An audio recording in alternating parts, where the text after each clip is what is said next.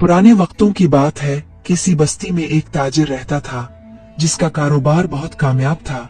वो अनाज और कपड़े का सौदागर था और दूर दूर तक लोग उसे पहचानते थे।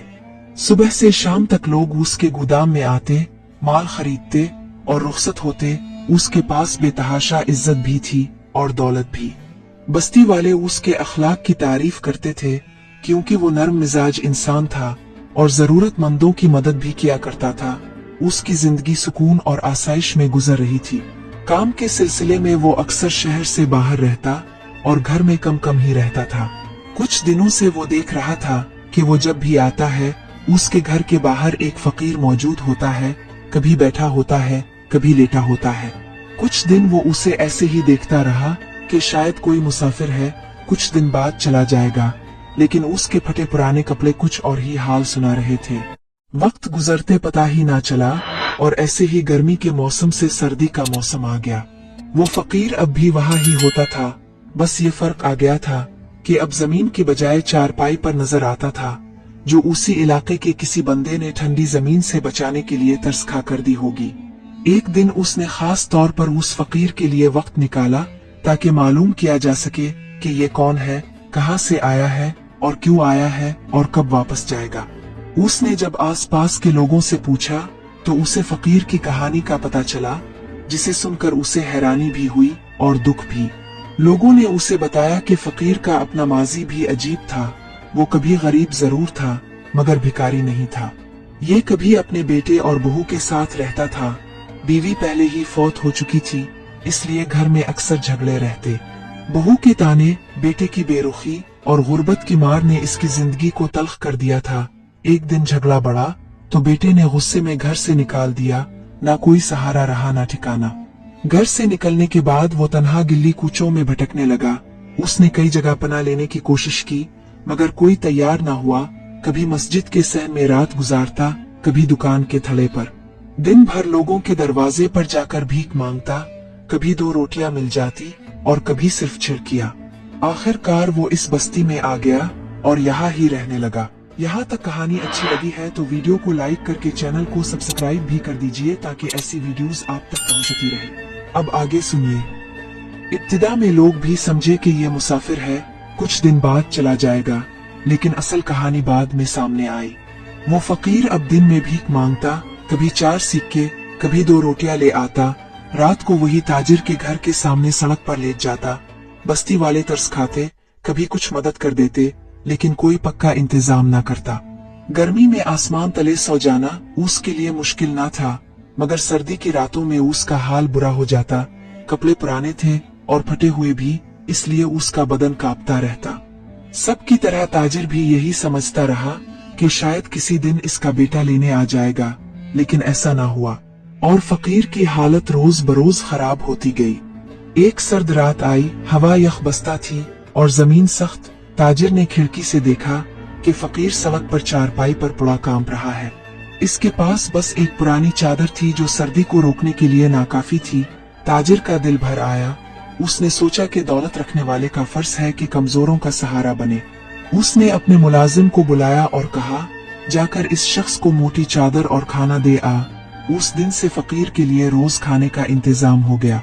फकीर दिन भर अपनी रूटीन पर रहता, सुबह खाना खाकर निकल जाता, सारा दिन घूमता फिरता, गलियों की खाक छानता, लेकिन शाम को वहीं बैठ जाता जहां से सुबह उठा था। अब खाने की फिक्र नहीं रही थी क्योंकि ताजिर के घर से वक्त पर खाना मिल जाता। कभी रोटी, कभी सालन, कभी दाल। फकीर चुपचाप खा लेता। कुछ दिन ऐसे ही गुजर गए। सर्दियों की शिद्दत बढ़ती गई। फकीर को देखकर ताजिर का दिल मजीद नर्म हो गया।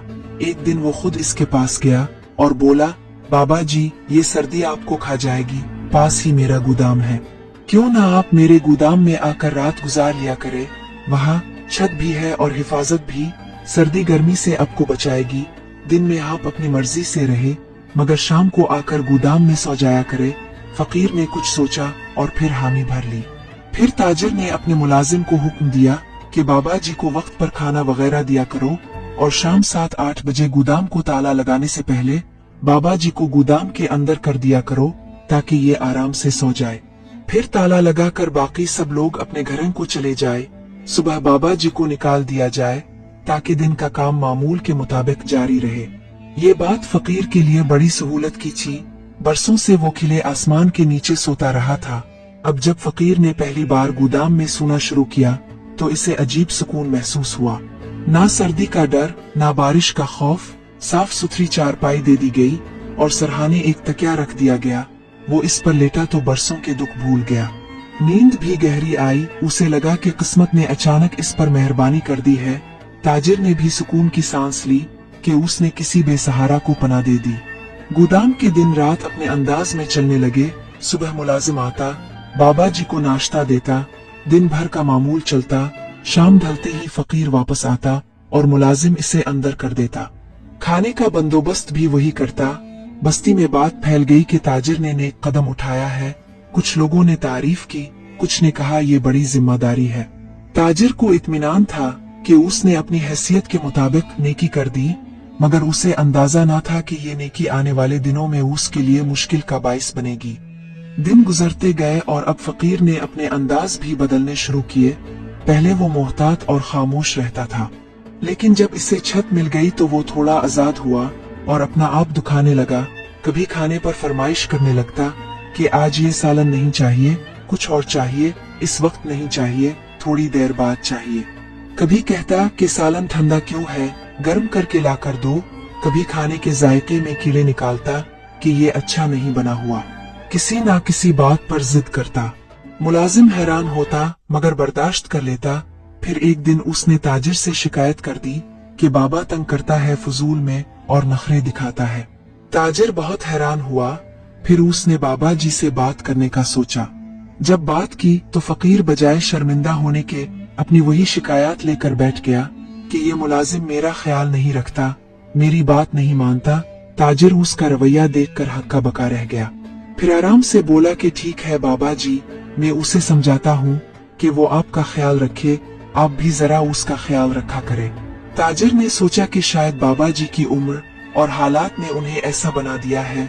यूं कुछ दिन और गुजर गए। फकीर अब गोदाम का हिस्सा बन चुका था। मुलाजिम को रोज उसके लिए वक्त निकालना पड़ता, मगर हुक्म मालिक का था, इसलिए सब कुछ बर्दाश्त करता रहा।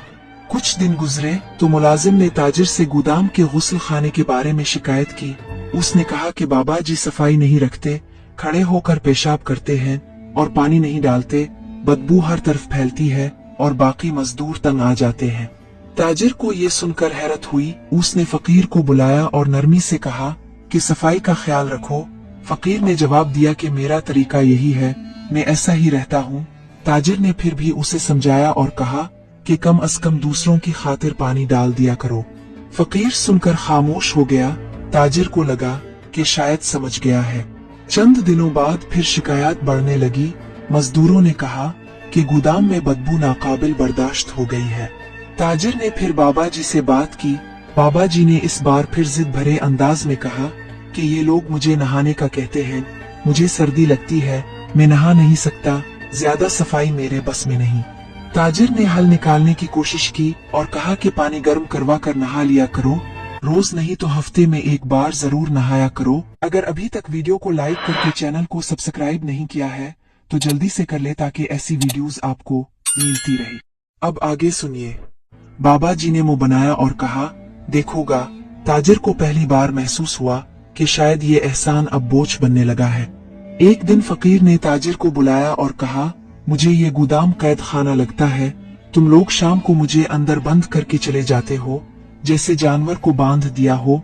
मेरा सांस बंद होता है। मुझे चाबी दो ताकि मैं अपनी मर्जी से आ जा सकूं। ये सुनकर ताजिर चौंक गया।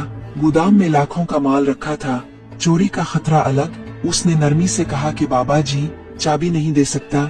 अगर आपको कोई मिसला हो तो बाहर पहरेदार होता है, आप उसको बुला लिया करें। मगर फकीर बजिद रहा और कहने लगा कि यह कैद है, मेरा दिल घबराता है यहाँ, मुझे चाबी चाहिए हर हाल में। ताजिर के लिए ये एक नई मुश्किल थी। ताजिर इतना बेवकूफ भी नहीं था कि भरे गोदाम की चाबी किसी को ऐसे पकड़ा देता। और दूसरी तरफ गोदाम के सब मुलाजिम भी शिकायत कर रही थे कि अगर ये बाबा यहाँ ऐसे ही रहा तो फिर हमारे लिए यहाँ काम करना मुश्किल हो जाएगा।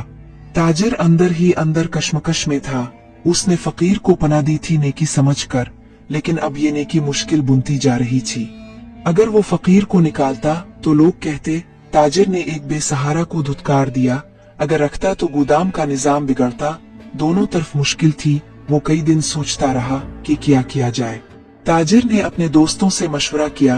कुछ ने कहा कि अब तुमने जिम्मेदारी उठा ली है तो इसे सहना पड़ेगा। किसी ने कहा कि इसे कहीं और जगह दो ताकि तुम्हारा माल भी महफूज रहे और इसकी जिद भी पूरी हो।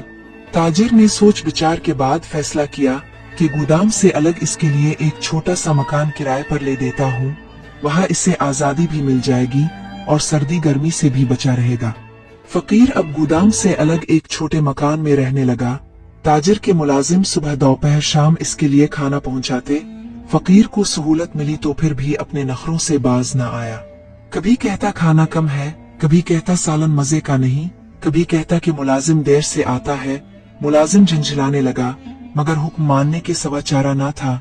ताजिर भी बर्दाश्त कर रहा था कि शायद वक्त के साथ बाबा जी बदल जाए। कुछ अरसा गुजरा तो मोहल्ले वालों ने शिकायत की।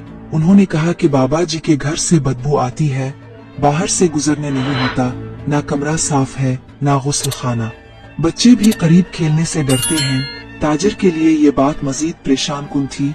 उसने बाबा जी को बुलाया और कहा कि आपको इतनी सहूलत दी है, जरा सफाई का ख्याल कर ले। बाबा जी ने उल्टा गुस्से में कहा कि तुम लोग मुझ पर पाबंदियां लगाते हो, मेरा ख्याल ही नहीं रखते, बस उठा के इधर डाल दिया है। मुझे संभाल नहीं सकते थे तो यहाँ लाए ही क्यों थे। ये रवैया देखकर ताजिर हैरान परेशान रह गया। वो सोच रहा था कि जिसको सहूलत दो वो शुक्रगुजार बनता है, मगर यहाँ मामला उल्टा था। बाबा जी हर सहूलत को अपनी मर्जी के खिलाफ कैद समझने लगते। मोहल्ले वाले भी बार बार आकर ताजिर को कोसते। वो कहने लगे कि तुमने एक मुसीबत हमारे सर डाल दी है, अब ये मोहल्ला गंदा रहता है और बदबू फैली रहती है। ताजिर के लिए ये इज्जत का सवाल बनने लगा। ताजिर ने काफी सोचा और फिर अपने दोस्तों से मशवरा किया। सबने कहा कि देखो नेकी अपनी जगह, मगर अगर ये नेकी तुम्हारी इज्जत खराब करे और दूसरों को नुकसान पहुंचाए तो फिर ये नेकी नहीं रहती।